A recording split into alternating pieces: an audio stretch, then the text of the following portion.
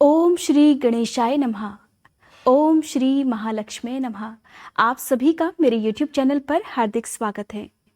आज 16 दिन तक चलने वाले महालक्ष्मी व्रत का आखिरी दिन है और आज के दिन ही महालक्ष्मी व्रत का उद्यापन किया जाता है। महालक्ष्मी व्रत करने से सुख समृद्धि और धन में वृद्धि होती है। महालक्ष्मी व्रत से जुड़ी हुई कुछ कथाएं प्रचलित हैं, जिनमें से कुछ प्रमुख कथाएं आज की इस वीडियो में मैं आपको सुनाने वाली हूं। आज की वीडियो शुरू करने से पहले आप सभी से अनुरोध है, कमेंट बॉक्स में जय मां लक्ष्मी जरूर लिखिएगा। महालक्ष्मी व्रत की पहली कथा। पौराणिक कथा के अनुसार एक बार की बात है, एक गांव में एक गरीब ब्राह्मण रहा करता था, लेकिन वो भगवान विष्णु का परम भक्त था और हर समय भगवान विष्णु की ही भक्ति किया करता था। इस प्रकार एक दिन उसकी भक्ति से प्रसन्न होकर भगवान विष्णु ने उसे दर्शन दिए और कहा कि हे भक्त, मनचाहा वरदान मांग लो। तब ब्राह्मण ने कहा कि हे प्रभु, मेरे घर में हमेशा लक्ष्मी जी का वास रहे, बस मुझे यही वरदान दीजिए। इस इच्छा को जानने के बाद भगवान श्री हरि ने कहा कि उसे लक्ष्मी की प्राप्ति तो हो सकती है, लेकिन इसके लिए उसे थोड़ा प्रयास करना होगा। जब तक कोई श्रद्धा और भक्तिभाव से माँ लक्ष्मी जी का ध्यान ना करे, उन्हें अपने घर पर आमंत्रित ना करे, तब तक माँ लक्ष्मी किसी के भी घर में नहीं जाती। इसलिए हे भक्त, इस मंदिर के पास एक स्त्री रोज आती है और वो यहाँ पर आकर उपले पाथती है। तुम बस अपने घर पर उन्हें आने का आमंत्रण दे देना और इस प्रकार से तुम्हारे घर में लक्ष्मी जी का वास हो जाएगा। वही स्त्री माँ लक्ष्मी जी हैं। अगर वो स्त्री तुम्हारे घर आती है तो तुम्हारा घर धन धान्य से भर जाएगा। ऐसा कहकर भगवान विष्णु अंतर्ध्यान हो गए और अगले दिन सुबह 4 बजे वह ब्राह्मण मंदिर के सामने जाकर बैठ गया। और जब धन की देवी माँ लक्ष्मी उपले पाथने आई, तब ब्राह्मण ने उन्हें अपने घर पर आने का आमंत्रण दिया। ब्राह्मण की बात सुनकर माँ लक्ष्मी समझ गई कि ये सब भगवान विष्णु की ही माया है। उन्होंने ही इस ब्राह्मण को सब कुछ बता दिया है। तब माता लक्ष्मी ने उस ब्राह्मण से कहा कि तुम 16 दिन तक महालक्ष्मी व्रत को विधि पूर्वक करो और दिन रात चंद्र देवता को अर्घ दो, तो मैं तुम्हारे घर जरूर आऊंगी। इस प्रकार देवी के कहे अनुसार ब्राह्मण ने देवी का व्रत पूजन किया और पूरे 16 दिन तक महालक्ष्मी व्रत भी रखा। उत्तर दिशा की तरफ मुंह करके लक्ष्मी जी को भी पुकारा। अपने वचन को पूरा करने के लिए आखिरकार एक दिन धन की देवी लक्ष्मी प्रकट हुई और उन्होंने गरीब ब्राह्मण के हर कष्ट को दूर कर दिया, साथ ही उसके घर को सुख संपत्ति से भी भर दिया।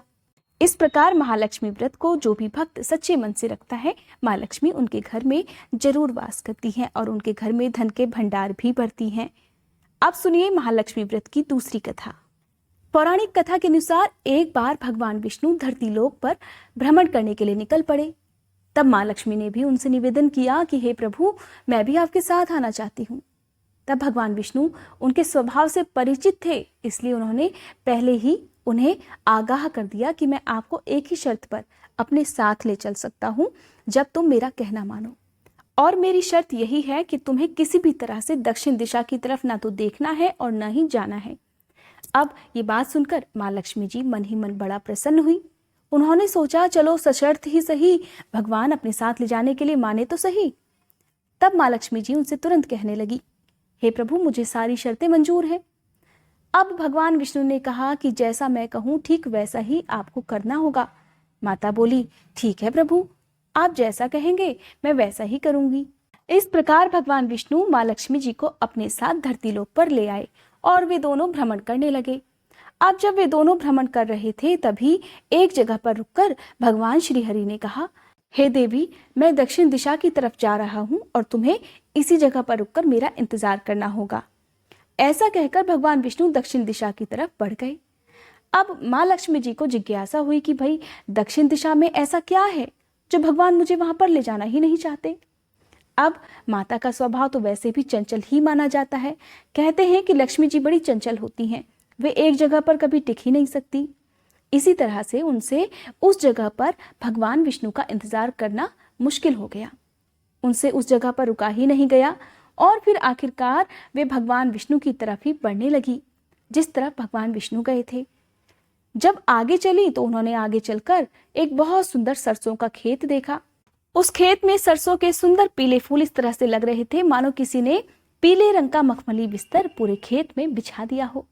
अब ये देखकर देवी लक्ष्मी बड़ी खुश हुई और उन्होंने वही सरसों के कुछ पीले फूलों को तोड़कर अपने बालों में लगा लिया और इस प्रकार वे फूलों से अपना श्रृंगार करने लगी। अब थोड़ी ही दूर वो आगे बढ़ी थी कि उन्हें कुछ दूरी पर भगवान विष्णु दिखाई दे गए। अब भगवान विष्णु ने जब उन्हें देखा कि उन्होंने सरसों के फूल से अपना श्रृंगार किया हुआ है, तो भगवान विष्णु उन्हें देखकर बड़े क्रोधित हो गए। अब उनसे कहने लगे कि हे देवी, आपने शर्त का उल्लंघन किया है, आपने मेरी दी हुई शर्त नहीं मानी। मैंने आपसे रुकने के लिए कहा था, लेकिन आप वहां पर नहीं रुकी और यहाँ किसान के खेत में आकर तुमने उससे बिना पूछे ये फूल तोड़ लिए हैं। इस तरह तुमने बड़ा भारी अपराध किया है। अब तुम्हें तुम्हारी गलती की सजा जरूर मिलेगी।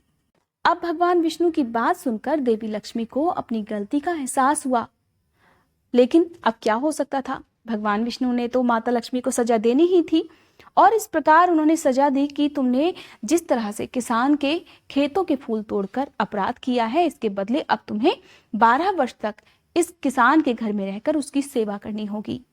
ऐसा कहकर भगवान श्री हरि तो क्षीर सागर में चले गए। अब वहां पर रह गई माता लक्ष्मी।